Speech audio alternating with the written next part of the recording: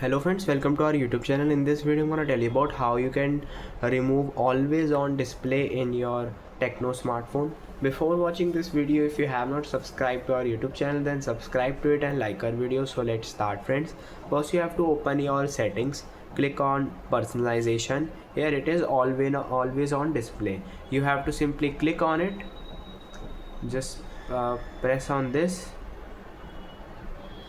and you will see here are lots of options. Friends, you have to click on more. Here you have to turn off the always on display from here.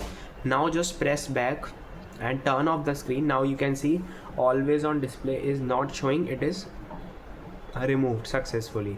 I hope you like this video. If you like this video, then subscribe to our YouTube channel for more helpful tips and tricks videos. See you next time.